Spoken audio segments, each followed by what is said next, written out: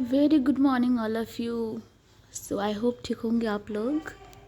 आज हम पढ़ने वाले हैं अध्याय 5 क्लास 10 का। अध्याय 4 मैंने करवा दिया है, चैप्टर नंबर 4 मैंने करवा दिया है, तो आई होप आप सब कर लिए होंगे। अगर आपको उसमें कुछ भी डाउट है तो आप पूछ सकते हैं कमेंट सेक्शन में कमेंट करके, या टेलीग्राम चैनल पे मैसेज कर सकते हैं, वहाँ पे भी मैंने अपलोड कर दिया है। तो आज हम अध्याय 5 चैप्टर 5 पढ़ने वाले हैं, तत्वों का आवर्त वर्गीकरण। तत्वों का आवर्त वर्गीकरण, पीरियोडिक क्लासिफिकेशन ऑफ एलिमेंट, यानी कि पीरियोडिक टेबल। तो चैप्टर जो है बहुत इम्पोर्टेंट है पेपर के हिसाब से। अक्सर पेपर में क्वेश्चन 5 मार्क्स में यहाँ से आते हैं, 4 to 5 मार्क्स के क्वेश्चन यहाँ से पूछे जाते हैं। तो मैं एक एक चीज़ अच्छे से समझाऊंगी, इसे समझने की कोशिश कीजिएगा, और अगर कहीं भी डाउट हो तो कमेंट सेक्शन में ज़रूर पूछिएगा। तो बिना टाइम वेस्ट किए चलिए शुरू करते हैं। कोशिश कीजिएगा वीडियो को पूरा देखें ताकि चीज़ें अच्छे समझ में आए आपको, और अगर वीडियो आपको अच्छा लगे तो अपने दोस्तों में शेयर कीजिएगा, लाइक कीजिएगा और चैनल को सब्सक्राइब कीजिएगा। तो तत्वों का आवर्त वर्गीकरण। आवर्त यानी पीरियोडिक, आवर्त यानी पीरियोडिक।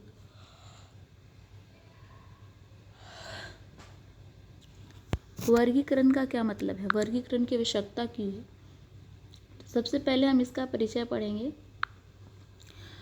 सभी पदार्थ तत्व मिश्रण और यौगिक के रूप में उपस्थित हैं। पृथ्वी पे जितने भी पदार्थ हैं वो तत्व मिश्रण और यौगिक के रूप में उपस्थित है ना। अगर हम बात करें कि पदार्थ किसे कहते हैं, तो ऐसा वस्तु जिसका कोई अपना द्रव्यमान हो और जो स्थान घेरता हो पदार्थ कहलाता है। ऐसा वस्तु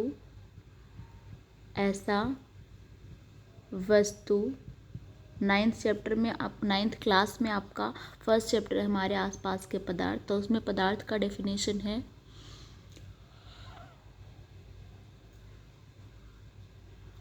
ऐसा वस्तु जिसका अपना कोई द्रव्यमान हो और वह स्थान घेरता हो, क्या कहलाता है? पदार्थ कहलाता है। अगर हम बात करें मिश्रण की, मिश्रण किसे कहते हैं? पहले हम उससे पहले बात करते हैं तत्व की। तत्व किसे कहते हैं? तत्व आपका एक ही प्रकार के परमाणुओं से बना हुआ शुद्ध पदार्थ है, जो क्या कहलाता है? आपका तत्व कहलाता है। मिश्रण आपका 2 या 2 से अधिक तत्वों का मिश्रण क्या कहलाता है? आपका यौगिक कहलाता है। और एक से ज़्यादा पदार्थ का मिश्रण क्या कहलाता है? आपका एक से ज़्यादा पदार्थ मिलकर मिश्रण बनाते हैं, मिश्रण बनाते हैं, मिश्रण यानी मिक्सचर या मिश्रण बनाते हैं। तो तत्व एक ही प्रकार के परमाणुओं से बने होते हैं, जैसा मैंने भी बताया आपको। अभी तक 118 तत्व ज्ञात हैं, इनमें से 94 तत्व प्राकृतिक रूप में पाए जाते हैं। यानी कि 118 आपको ज्ञात तो है, लेकिन 94 कहाँ पाए जाते हैं?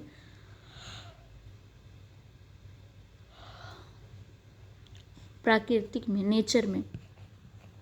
और बाकी जो बचे हुए वो आपके कह सकते हो कि नेचुरली रूप से नहीं पाया गया हो, उसको बनाया गया हो मिक्स करके, ये सब कह सकते हो, मैनमेड कह सकते हो, या वायुमंडल में भी पाया जा सकता है। तो वर्गीकरण की आवश्यकता क्यों हुई? वर्गीकरण की आवश्यकता हमने बायोलॉजी में भी पढ़ा है कि वर्गीकरण की आवश्यकता जब पड़ती है जब हमें किसी चीज़ को सही रूप से अध्ययन करना हो, सही रूप से अध्ययन करना हो।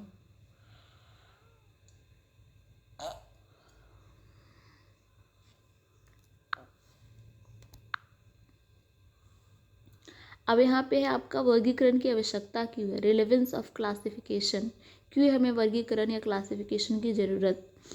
तो तत्व को सुव्यवस्थित ढंग यानी कि क्रोनोलॉजिकल वे से पढ़ने के लिए तथा उनके अध्ययन को आसान बनाने के लिए उनको वर्गीकृत किया जाता है।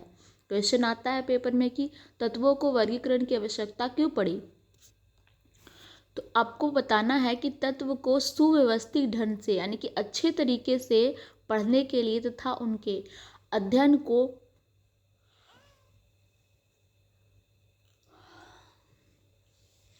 आसान बनाने के लिए उनको वर्गीकृत किया गया। तत्वों का प्रारंभिक वर्गीकरण किसने किया है? Primitive classification of element. तो अगर हम बात करें, सबसे पहला जो है तत्वों को बांटा है, एलिमेंट्स को बांटा है डोबेराइनर डोबेराइनर के त्रिक नियम, डोबेराइनर लॉ ऑफ ट्राइड्स। त्रिक इनको इसलिए बोला गया क्योंकि इन्होंने 3 ही एलिमेंट लिए थे, 3 तत्व का चुनाव किया था, उसी के आधार पर इन्होंने प्रारंभिक किया था बांटना।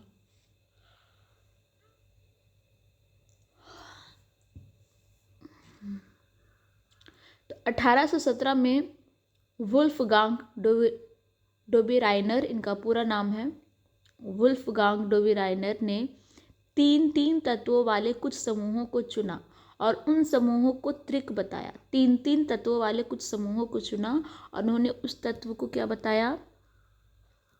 त्रिक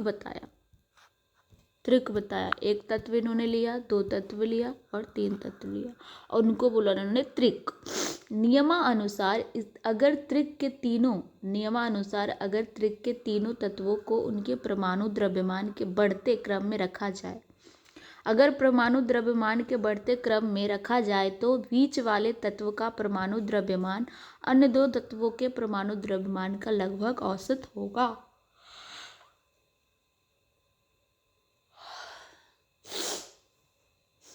कहने का मतलब है, उन्होंने 3 तत्व लिए तो इन दोनों का परमाणु द्रव्यमान इसके औसत होगा। अगर इन दोनों परमाणु द्रव्यमान के तत्वों का हम प्लस करें तो इसका औसत होगा, है ना। इसकी लिमिटेशन क्या थी, इन्होंने क्या नहीं बताया था? यदि पद्धति सफल नहीं रही, क्योंकि यह पद्धति क्या है, सफल नहीं रही, क्योंकि उस समय तक ज्ञात तत्वों में केवल 3 त्रिक ही ज्ञात कर सकते थे। जितने तत्व उस टाइम पे ज्ञात थे तो सिर्फ 3 ही त्रिक ज्ञात कर सके, उससे आगे ज्ञात होना पॉसिबल नहीं था। इसलिए ये जो थ्योरी थी वो फेल हो गई। ये थ्योरी क्या हो गई? फेल हो गई। अब इस तरीके से उन्होंने किया था, जैसे लिथियम सोडियम और उन्होंने क्या लिया है आपका? पोटेशियम लिया है ना। लिथियम सोडियम और क्या लिया है आपका? पोटेशियम लिया है। तो इन दोनों की बात है, 7 3 10 के 0, 7 3 10 के 0 हो जाएगा यहाँ पे, और 2 1 3, यानी कि ये वाला जो पार्ट है आपका, ये दोनों का जो प्लस है वो इसके लास्ट वाले आ रहा है, इसके किसके आ रहा है? लास्ट वाले में आ रहा है।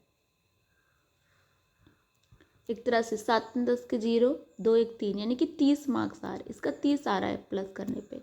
तो उन्होंने लिथियम को लिया एक एवरेज दे करके, औसत दे करके। सेम ऐसे ही आप अगर इसका बात करें,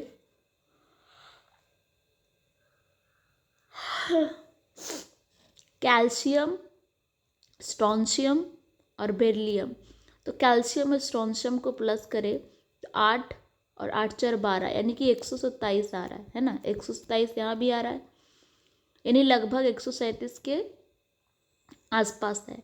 इसमें भी प्लस करें 80 और 5.5, तो इसमें आ जाएगा 5, फिर आ जाएगा 8 5 12 के 2 और 3, यानी कि एक तरह से ये भी आ जाएगा आपका 80 35.5, तो ये जाएगा आपका 5, ये जाएगा 5 और 8 3 11, यानी कि आपका कितना आ जाएगा? 155।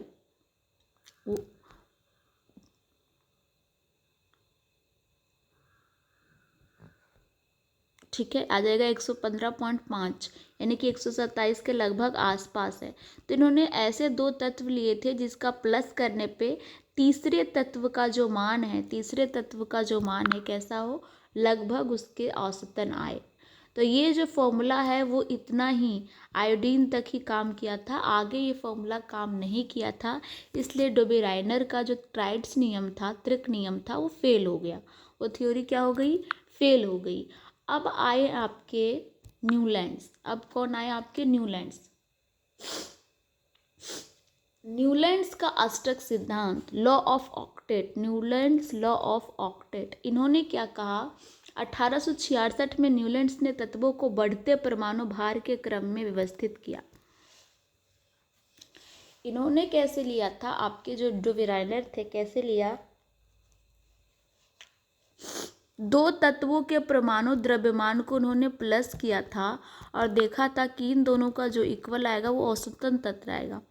लेकिन न्यूलैंड्स ने क्या किया? न्यूलैंड्स ने तत्वों को बढ़ते परमाणु भार के रूप में लिया, बढ़ते परमाणु भार के क्रम में लिया उन्होंने, तो पाया कि 8वें तत्व का गुणनफल तत्व के समान थे। 8वें तत्व के गुणनफल जो है और तत्व के कैसे थे, पहले तत्व के समान थे। यह कार्य सबसे कम परमाणु द्रव्यमान वाले तत्व हाइड्रोजन से शुरू किया गया और 56वें तत्व थोरियम पर इसे खत्म किया गया। यानी कि सबसे पहले हाइड्रोजन से शुरू किया उन्होंने और थोरियम पे उन्होंने क्या कर दिया, खत्म किया। कैसे किया अभी इस टेबल को भी देखेंगे।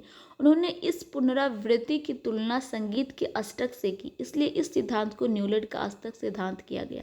संगीत का जो आपका होता है स रे ग म प ध नी स, तो आपका हो गया 1 2 3 4 5 6 7 8, इसी पे उन्होंने लिया है।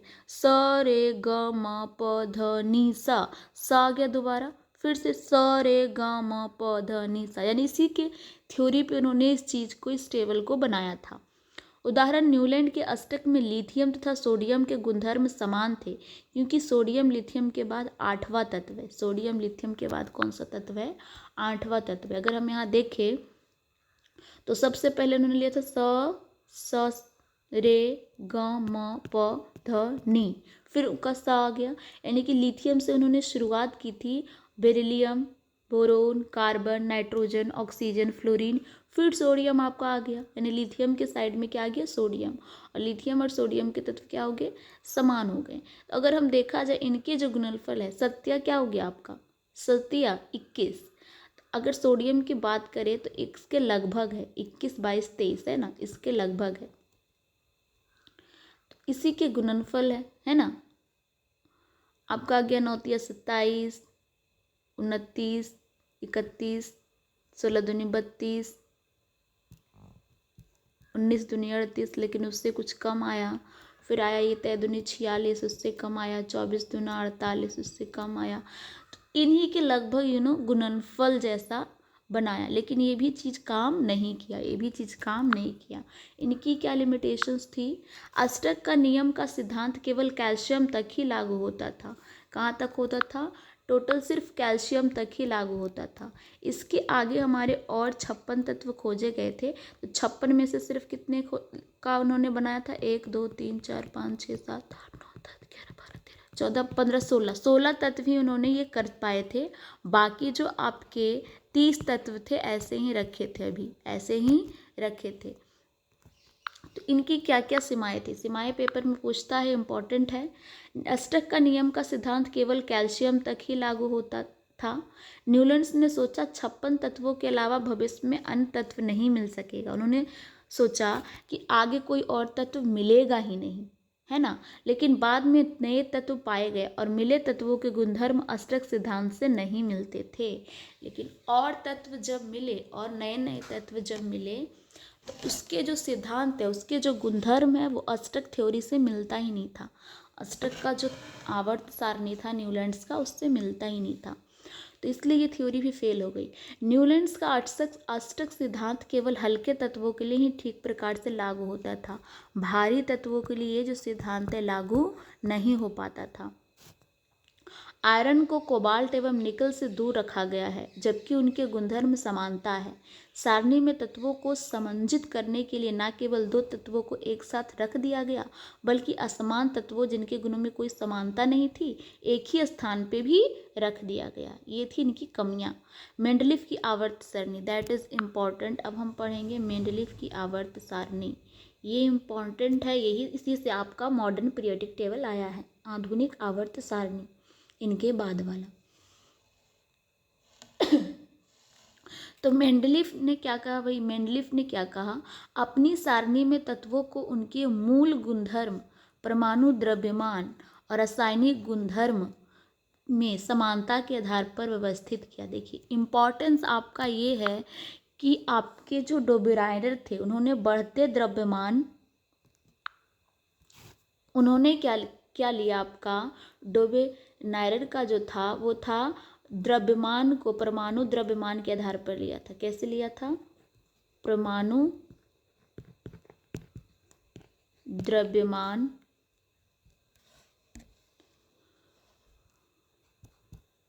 के आधार पर, है ना। ये आपके डोबेनाइनर ने लिया था। न्यूलैंड्स ने भी क्या लिया था? बढ़ते परमाणु द्रव्यमान, बढ़ते परमाणु द्रव्यमान। लेकिन बढ़ते परमाणु द्रव्यमान में लिया था इन्होंने, तो इन्होंने सारे गामा पा का जो धुन है उस पर बेस्ड किया था। इन्होंने ऐसा कुछ नहीं किया था। इन्होंने आपके क्या लिया था? परमाणु द्रव्यमान जो आपका तीनों का होगा, दो का होगा, वो तीसरे का क्या होगा? दो का जो होगा, दो का प्लस करके तीसरे का सम आना चाहिए, तीसरे का सम आना चाहिए परमाणु द्रव्यमान। इन्होंने गुणनफल के आधार पे लिया था। पहला का जो गुणनफल होगा वही आपका आठवां का होगा, वही आपका आठवां का जो परमाणु द्रव्यमान होगा वो पहले का गुणनफल होगा, पहले का क्या होगा? गुणनफल होगा। लेकिन जब मेंडलीफ आए तो उन्होंने क्या क्या लिया? उन्होंने लिया आपके परमाणु द्रव्यमान लिया, उन्होंने लिया आपकी परमाणु संख्या ली। संख्या तो बेसिकली बाद में आया, लेकिन परमाणु द्रव्यमान के बाद उनके भौतिक गुणधर्म लिए, उन्होंने भौतिक गुणधर्म लिए, रासायनिक गुणधर्म लिए। इन तीनों चीज़ों को लेकर के उन्होंने काम करना शुरू किया। रासायनिक गुणधर्म, भौतिक गुणधर्म और परमाणु द्रव्यमान। वही यहाँ पे लिखा है कि उन्होंने परमाणु द्रव्यमान तथा रासायनिक गुणधर्म और मूल गुणधर्म यानी भौतिक गुणधर्म में समानता के आधार पर व्यवस्था किया। ठीक है, तो यहाँ से आपको अच्छे से समझ में आया होगा। डोबेराइनर ने परमाणु द्रव्यमान लिया। उन्होंने बोला कि दो तत्वों के परमाणु द्रव्यमान तीसरे का क्या होगा? औसत होगा, तीसरे का क्या होगा? औसत होगा। जब न्यूलैंड्स आए तो न्यूलैंड्स ने क्या किया कि बढ़ते परमाणु द्रव्यमान के ऊपर लिया और सारे गामा पा को फॉलो किया। पहला का जो परमाणु द्रव्यमान है आठवें का गुणनफल होगा, आठवें का क्या होगा? गुणनफल होगा, या आठवें का परमाणु द्रव्यमान पहला तत्व का क्या होगा? गुणनफल होगा। और जब मेंडलीफ आए तो उन्होंने लिया भौतिक गुणधर्म, उन्होंने लिया रासायनिक गुणधर्म, उन्होंने लिया आपके परमाणु द्रव्यमान। इन तीनों चीज़ों को उन्होंने लेकर के टेबल बनाना शुरू किया। अब मेंडलीफ का क्या कहना है? मेंडलीफ ने अपने थ्योरी में क्या किया? जब मेंडलीफ ने अपना कार्य आरंभ किया तब तक 63 तत्व ज्ञात थे। जब न्यूलैंड्स ने किया था तो 56 तत्व ही ज्ञात थे। जब डोबेनाइनर ने किया था उस टाइम 56 से कम तत्व ज्ञात थे, 56 से कम थे। अब जब मेंडलीफ आए तो 63 तत्व ज्ञात हो गए। तो उन्होंने तत्वों के परमाणु द्रव्यमान एवं उनके भौतिक तथा रासायनिक गुणधर्मों के बीच संबंधों का अध्ययन किया। उनके संबंधों को क्या किया? उन्होंने अध्ययन किया। मेंडलीफ की आवर्त सारणी में ऊर्ध्व स्तंभ को ग्रुप कहा गया और क्षैतिज पंक्तियों को आवर्त कहा गया, पीरियड कहा गया। यानी कि जो आपके ऐसे वाले स्तंभ थे, ऐसे वाले थे, उन्हें क्या कहा गया? ग्रुप कहा गया। उन्हें ग्रुप, इंग्लिश में ग्रुप और हिंदी में समूह, हिंदी में समूह कहा गया। और जो आपके क्षैतिज पंक्तियां यानी कि इस तरीके से टेबल है आपका, इस तरीके से जो टेबल है उन्हें क्या कहा गया? आवर्त कहा गया। इंग्लिश में पीरियड, हिंदी में आवर्त, आवर्त कहा गया। ठीक है, इस चीज को कहा गया समूह, इस चीज को इसे आवर्त कहा गया। ऑक्सीजन एवं हाइड्रोजन के साथ बनने वाले यौगिक का चुनाव। जब उन्होंने ऑक्सीजन एवं हाइड्रोजन के साथ बनने वाले यौगिक का भी चुनाव किया तो उन्होंने क्या किया? मेंडलीफ ने क्या किया कि ऑक्सीजन एवं हाइड्रोजन का इसलिए चुनाव किया क्योंकि ये असत्य सक्रिय थे, ये अत्यंत क्या थे? सक्रिय थे। ऑक्सीजन और हाइड्रोजन बहुत ही ज़्यादा सक्रिय थे, किसी के साथ भी रिएक्ट कर जाते थे तो तथा अधिकांश तत्वों के साथ यौगिक बनाते हैं। और तत्व से बनने वाले हाइड्राइड एवं ऑक्साइड, हाइड्राइड आपके जैसे कि कार्बन के साथ हाइड्रोजन है तो ये एक प्रकार के हाइड्राइड हो गया, और कार्बन के साथ ऑक्सीजन है तो एक प्रकार का ऑक्साइड हो गया, के सूत्रों को तत्वों के वर्गीकरण के लिए मूलभूत गुणधर्म माना गया। ये सबसे पहला और इम्पोर्टेंट पॉइंट है मेंडलीफ की आवर्त सारणी का, कि उन्होंने ऑक्सीजन और हाइड्रोजन को चुना, उसके साथ अभिक्रिया करवाया अलग अलग तत्वों को, और जो तत्व हाइड्रोजन के साथ रिएक्ट किए, सक्रिय किया, उन्हें हाइड्राइड बोला गया, और जो ऑक्सीजन के साथ किए उन्हें ऑक्साइड बोला गया।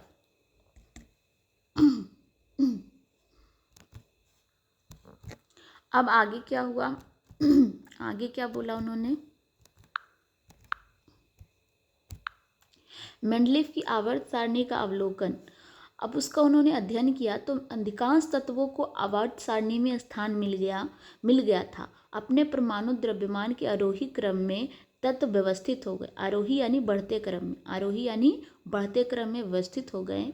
यह भी देखा गया कि समान भौतिक एवं रासायनिक गुणधर्म वाले विभिन्न तत्व एक निश्चित अंतराल के बाद फिर आ जाते हैं। यानी कि यहाँ पे मान लीजिए सोडियम धातु है, तो इसके विभिन्न, इस वाले पंक्ति में भी मैग्नीशियम आ गया, धातु आ गए, तो इस तरीके से वो हुआ।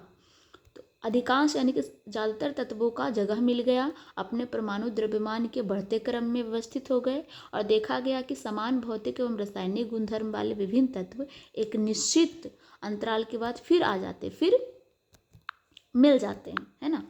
मेंडलीव का आवर्त नियत अथवा मेंडलीव का आवर्त सिद्धांत क्या था? मेंडलीव का आवर्त सारणी में तत्वों के भौतिक एवं रासायनिक गुणधर्म उनके परमाणु द्रव्यमान का आवर्त फलन होते थे। कहने का मतलब है, जो भी किसी पर्टिकुलर तत्व का भौतिक एवं रासायनिक गुणधर्म है, तो उसके जो परमाणु द्रव्यमान है, इसका क्या हुआ? आवर्त फलन, यानी कि उसका रिजल्ट जो है परमाणु द्रव्यमान है। मान लो कि इसका आपका 11 है, तो दूसरा वाला इसके सामने जो आएगा वो क्या आएगा? 12 आएगा। जो क्या आएगा? आपका 12 आएगा। इसलिए सोडियम और मैग्नीशियम का क्या है? 12 है। तो इस तरीके से आवर्त फलन का मतलब ये हुआ। अब मेंडलीफ का आवर्त सारणी की उपलब्धियां क्या है? इंपॉर्टेंट है, पेपर में पूछा जाता है। तो सभी तत्वों का वर्गीकरण संभव हो सका, है ना, पहला पॉइंट हो गया। उन्होंने आवर्त सारणी में तत्वों के द्रव्यमान को अपना आधार बनाया, उसका जो परमाणु द्रव्यमान है उसका उन्होंने आधार बनाया, और उसी के सहारे उसको तत्वों को बांटना शुरू किया। इस आवर्त सारणी में नए तत्वों के लिए रिक्त स्थान छोड़े गए। कुछ रिक्त स्थान उन्होंने छोड़ दिया कि इन फ्यूचर अगर कोई नया तत्व खोजा जाता है तो वहाँ वो एडजस्ट हो जाएगा। लेकिन ये न्यूलैंड्स की कमियाँ थी। उन्होंने बोला था कि कोई नया तत्व आगे खोजा ही नहीं जाएगा, 56 के 56 तत्व ही रहेंगे। और मेंडलीफ ने ऐसा नहीं किया। मेंडलीफ ने बोला कि कुछ तत्व खोजे जाएंगे, उसके लिए मैं अलग जगह छोड़ देता हूँ। तो जिन्हें बाद में खोज लिया गया, जैसे स्कैंडियम बाद में खोजा गया, गैलियम, पेपर में पूछा जाता है कि बाद में कौन से तत्व खोजे गए, और जर्मेनियम। अब जब अक्रिय गैसों का पता चला, तब पिछली व्यवस्था को छेड़े बिना ही इन्हें नए समूहों में रखा जा सका। जैसे कि यहाँ टेबल में है, यहाँ पे कैल्शियम की जगह एक और जगह छूटा हुआ है, यहाँ आपका जगह छूटा हुआ है। तो ऐसे रिक्त स्थान वो छोड़ के गए थे ताकि नए तत्व जब खोजे जाएंगे तो यहाँ पे एडजस्ट हो जाएंगे, यहाँ पे एडजस्ट हो जाएंगे, है ना।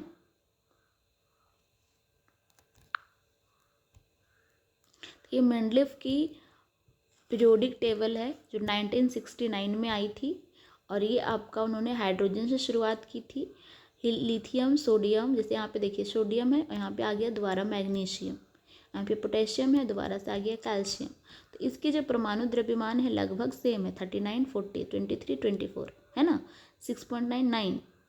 ये बिल्कुल एक तरह से सेम है। यहाँ पे हो गया आपका 85, यहाँ हो गया 87, फिर 88, फिर 91, फिर 92, 95, यानी कि बढ़ते हुए क्रम में उन्होंने द्रव्यमान में रखा। लेकिन द्रव्यमान के आवर्त फलन के ये रखा उन्होंने रासायनिक और भौतिक गुणधर्म के अकॉर्डिंग, लेकिन आवर्त फलन क्या निकला कि वो बढ़ते हुए द्रव्यमान के उसमें अरेंज होते चले गए। तो ये उनका इम्पॉर्टेंट रिजल्ट था मेंडलीफ का। मेंडलीफ की आवर्त सारणी की उपलब्धियाँ क्या थी? अभी ऊपर भी हमने पढ़ा है, और एक और पॉइंट है इसमें कि अज्ञात तत्वों के लिए रिक्त स्थान छोड़े गए, जैसे स्कैंडियम, गैलियम, जर्मेनियम। समान गुणधर्म वाले तत्वों के एक स्थान मिल गया। पिछली व्यवस्था को छेड़े बिना ही अक्रिय गैसों का पता लगने पर इन्हें अलग समूह में रखा जा सकता था। आधुनिक आवर्त सारणी। अब मेंडन पीरियोडिक टेबल के बारे में पढ़ेंगे, ये किसने दिया हमें?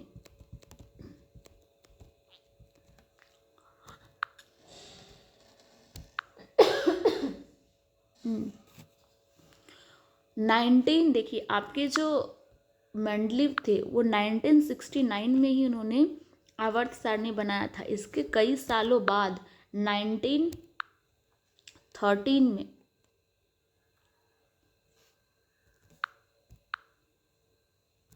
कई सालों कह सकते हैं आप पहले 1913 में मेंडलीव के आवर्त नियम में संशोधन कर आधुनिक आवर्त नियम दिया मोजले ने दिया। ठीक है, तो आधुनिक आवर्त सारणी का बेसिकली जो श्रेय है वो मेंडलीव को ही दिया जाता है, लेकिन उसको मॉडिफाई किया है मोजले ने। इस नियम के अनुसार तत्वों के गुणधर्म उनकी परमाणु संख्या का आवर्त फलन होता है।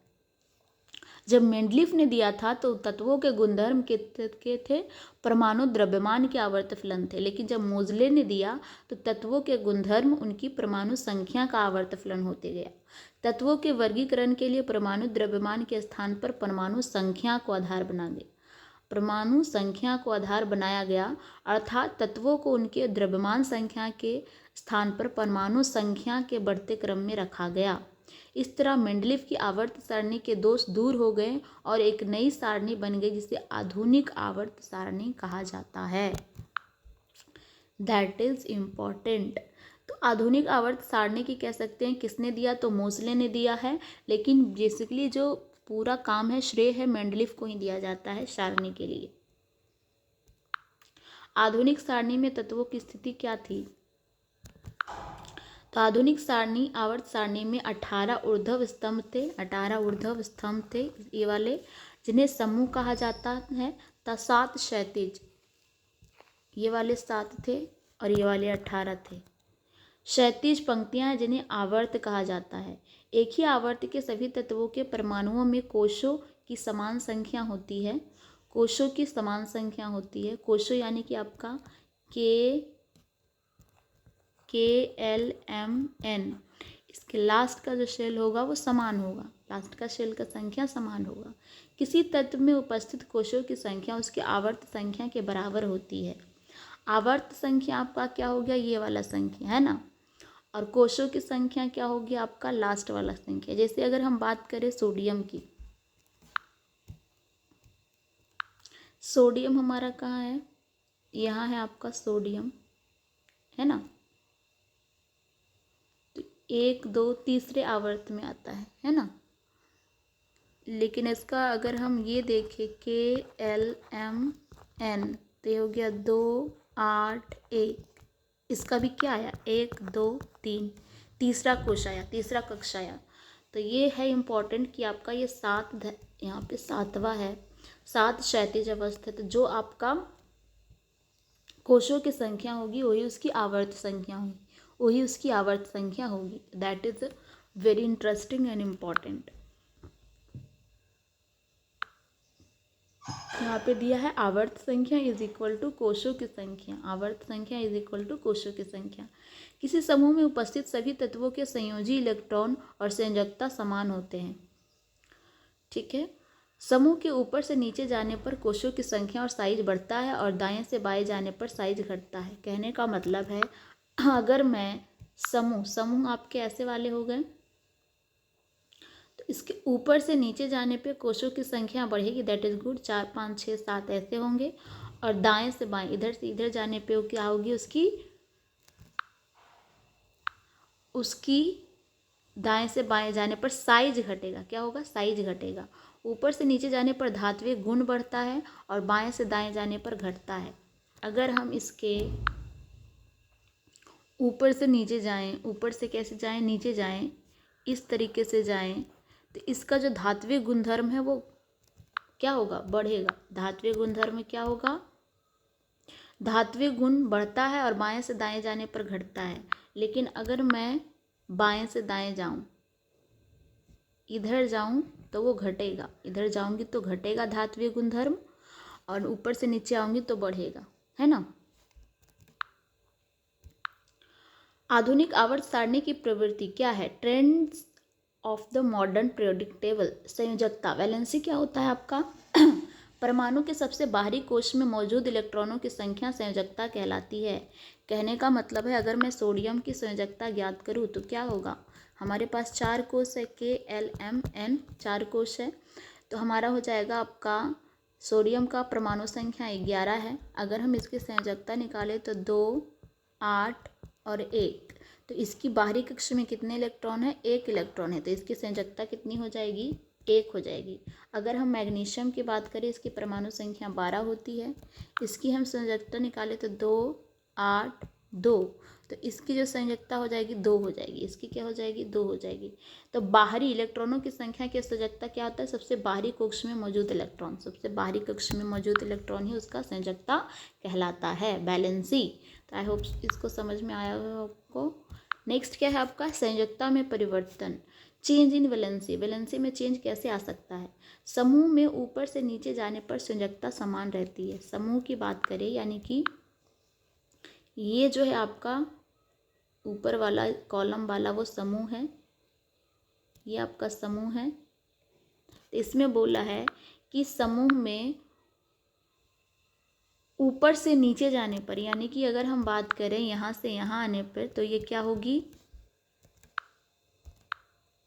इलेक्ट्रॉनों की संख्या समान रहती है, क्योंकि संयोजकता इलेक्ट्रॉनों की संख्या समान रहती है, पर नीचे जाने पर संयोजकता समान रहती है। संयोजकता क्या होती है? समान रहती है, क्योंकि संयोजकता इलेक्ट्रॉनों की संख्या समान रहती है। आप एक बार चेक कर लेते हैं। मान लीजिए हमने लिया एक, हम ले लेते हैं मान लीजिए कार्बन का, एक ले लेते हैं हम मान लीजिए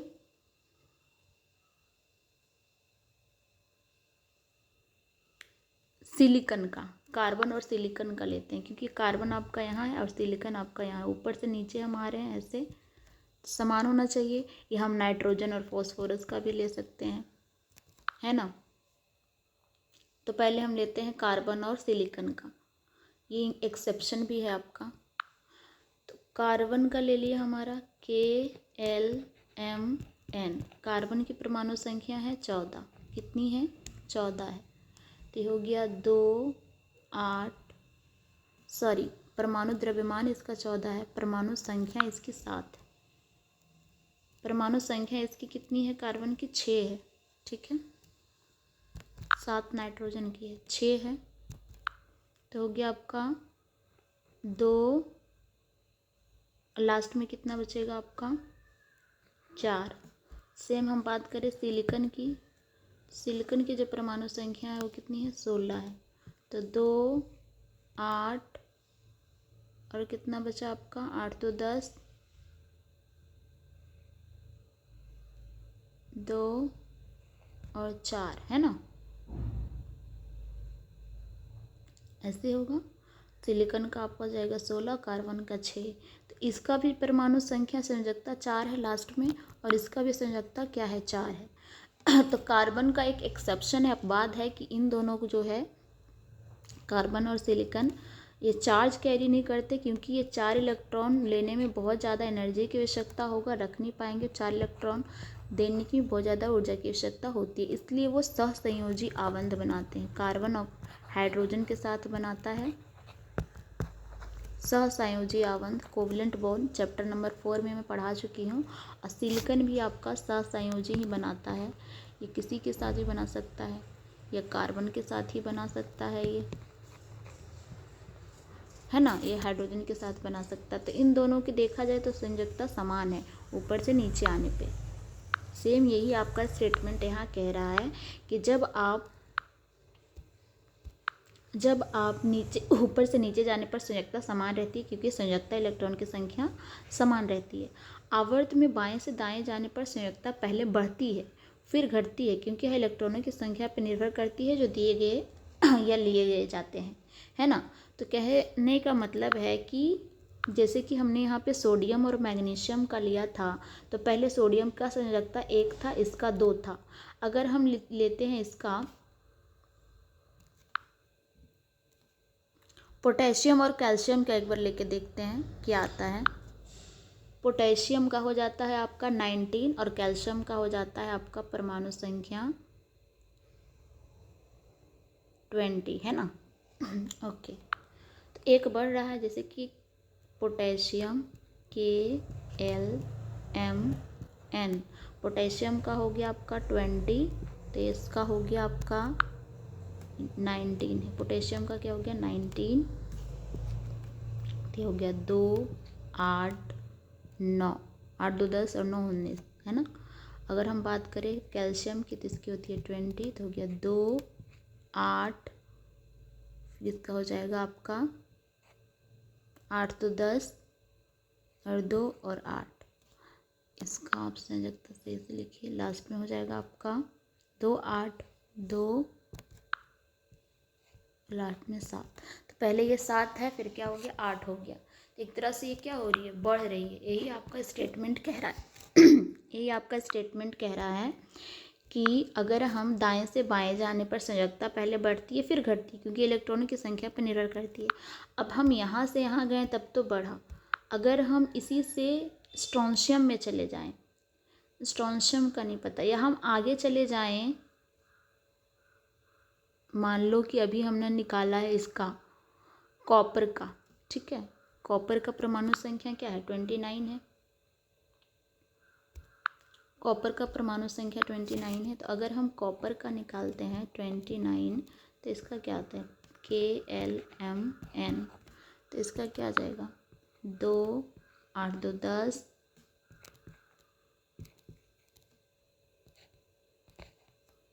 2 8 16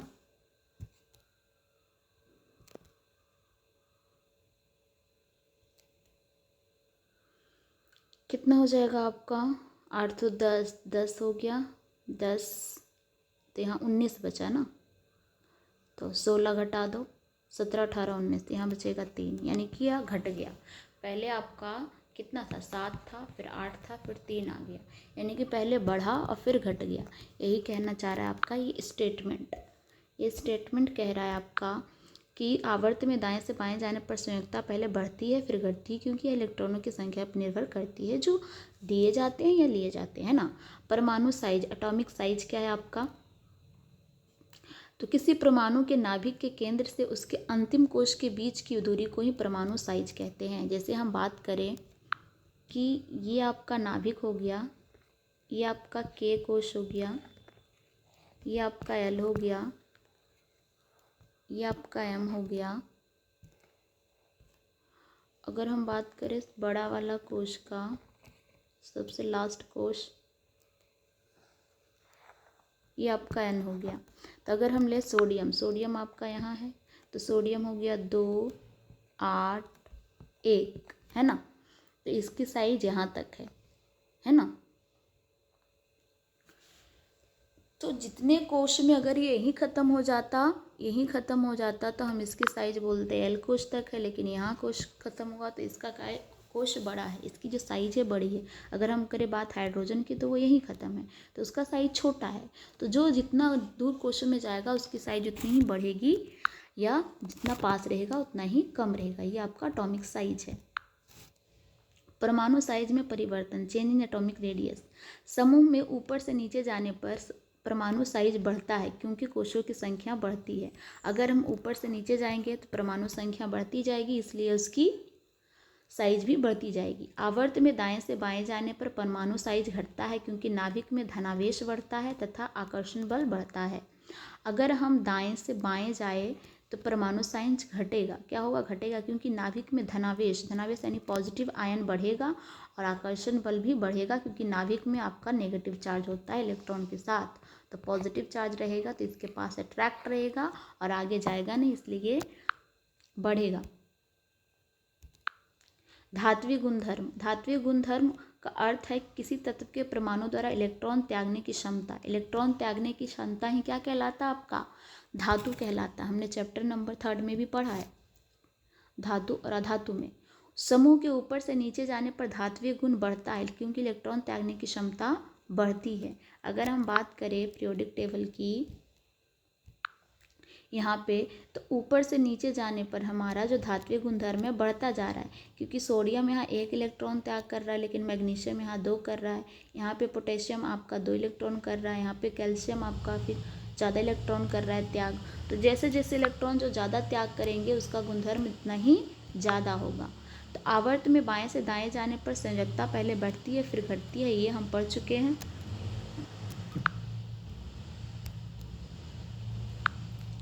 समूह में ऊपर से नीचे जाने पर धात्विक गुण बढ़ता है क्योंकि इलेक्ट्रॉन त्यागने की क्षमता भी क्या होती है, बढ़ती है। आवर्त में दाएं से बाएं जाने पर धात्विक गुण घटता है क्योंकि इलेक्ट्रॉन त्यागने की क्षमता भी घटती है। जो जितना ज़्यादा इलेक्ट्रॉन देगा वो उतना ही ज़्यादा धात्विक गुणधर्म रहेगा। इलेक्ट्रॉन त्यागने की क्षमता कैसे है, जैसे सोडियम ले लीजिए KLMN, सोडियम का 2 इलेक्ट्रॉन है, 8 इलेक्ट्रॉन है, लास्ट में 1 इलेक्ट्रॉन है, तो 1 इलेक्ट्रॉन लेने की बजाय 1 इलेक्ट्रॉन दे देता है, वो Na पॉजिटिव बनाता है, धनात्मक आयन बनाता है। जब ये Na पॉजिटिव बनाता है इसलिए एक धात्विक गुणधर्म शो करता है। तो जिसके चार्ज 2 पॉजिटिव होंगे, 3 पॉजिटिव होंगे, वो उतना ही, जैसे कि जितना जितना पॉजिटिव चार्ज उसके ऊपर रहेगा उतना ही ज़्यादा वो धात्विक रहेगा, और जितना नेगेटिव चार्ज उस पर रहेगा उतना ही वो अधात्विक गुण दर्शाएगा, नॉन मेटेलिक कैरेक्टर। जैसे क्लोरीन पे नेगेटिव चार्ज होता है। अधात्विक गुण का अर्थ है किसी परमाणु द्वारा इलेक्ट्रॉन ग्रहण करने की क्षमता, इलेक्ट्रॉन लेने की क्षमता। समूह में ऊपर से नीचे जाने पर धात्विक गुण कम होता है क्योंकि प्रभावी नाभिकीय आवेश कम हो जाता है, जिससे इलेक्ट्रॉन अपनाने की क्षमता कम हो जाती है। अगर हम बात करें क्लोरीन की, क्लोरीन का है 17 आपका एटॉमिक नंबर, परमाणु संख्या। इसका अगर आप लिखेंगे इलेक्ट्रॉनिक विन्यास तो हो जाएगा आपका 2 8, लास्ट में हो जाएगा 7, यानी कि अपना कक्ष पूर्ण करने के लिए इसको 1 इलेक्ट्रॉन और चाहिए। 1 नेगेटिव आयन इस पे आ जाएगा, Cl1 नेगेटिव, इसलिए एक आधातु है, इसलिए एक यह आधातु है। आवर्त में दाएं से दाएं जाने पर आधात्विक गुण बढ़ता है क्योंकि प्रभावी नाभिकीय आवेश बढ़ने के कारण इलेक्ट्रॉन गढ़ने की प्रवृत्ति भी बढ़ती है, यानी कि जितनी जितनी इसकी साइज बड़ी होती जाएगी उसका इलेक्ट्रॉन ग्रहण करने की क्षमता भी बढ़ती जाएगी, यही कहना चाह रहा है।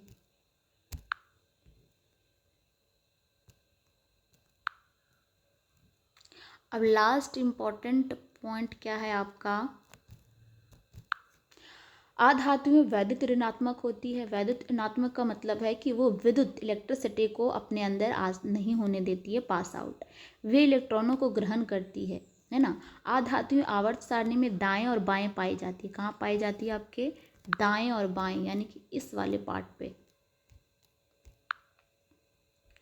ये वाले पार्ट पे आपके, जैसे कि यहाँ पे क्लोरीन, कहाँ देखें हम, कैल्शियम, क्रोमियम, निकल, कोबाल्ट,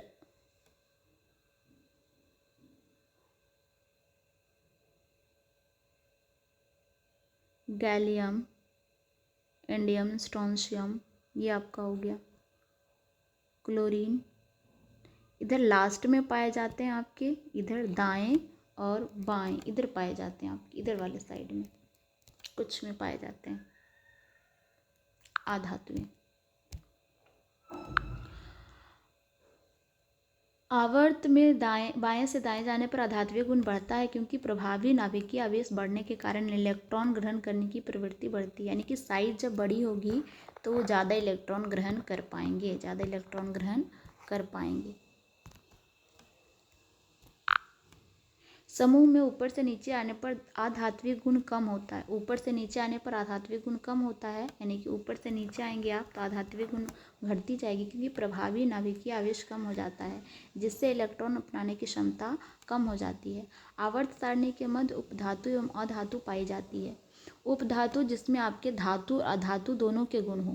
एक कुछ गुण धातुओं के तथा कुछ गुण अधातुओं के दर्शाते हैं। धातु ऑक्साइड क्षारीय प्रकृति के होते हैं। ये सारा मैं आपको 3rd चैप्टर में पढ़ा चुकी हूँ।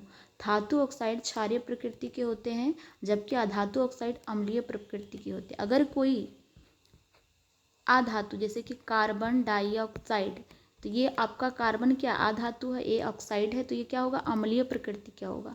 लेकिन धातु ऑक्साइड जैसे MgO, ये आपका धातु क्या है, आपका मैग्नीशियम, यहाँ पर ऑक्सीजन ऑक्साइड है, तो ये क्षारीय प्रकृति के होंगे। ये कैसे होंगे, आपके क्षारीय प्रकृति के होंगे।